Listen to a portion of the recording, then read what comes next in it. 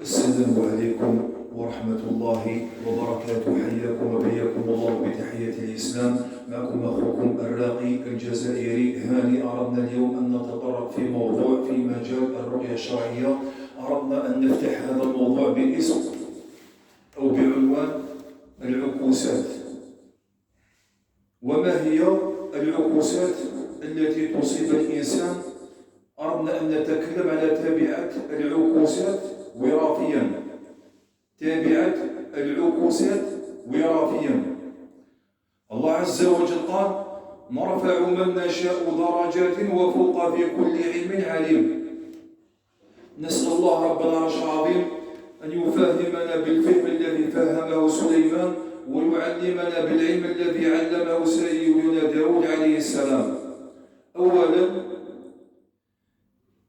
قلنا الإنسان إذا توفرت عنده هذه الأشياء، اعلم يا أخي هذه المعلومة تعتبر معلومة من ذهب.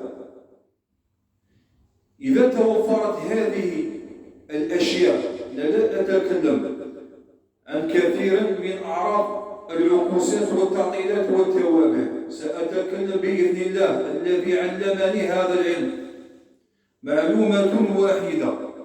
تعلم يا أخي ويا أختي أنكم تعانون من عكوسات وراثيا.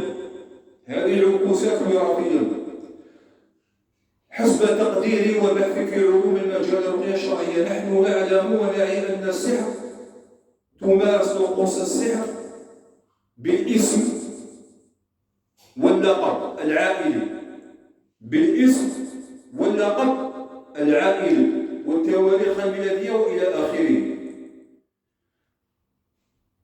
حسب تشخيصي في الحالات سواء عند المرضى أو في أي شيء، وجدت أن هذه الأشياء علمتني أنها توجد إلا عند المرضى الذين يعانون من العكوسات والتوابع الوراثية. أولا عكوسات في كل شيء، سواء في العمل سواء في الزواج وإلى آخره، إلا ما شاء الله أنه أعلم وأدرى. إذا تطرق الإنسان في أي مجال يجد صعوبة وعراقيل كثيرة. أولا أعراض توابع العكوسات الوراثية والموروثة. تجد عند هذا الإنسان عندما يذهب سواء إلى البلديات أو الدوائر الحكومية أو المحاكم لاستخراج أي شيء سواء جنسية أو إقامة أو أي شيء أو شهادة ميلاد وإلى آخره، يخطئون له بكثرة في الاسم العائلي، يخطئون له كثيرا في الاسم العائلي كي يتماطل في تصحيح هذا الاسم.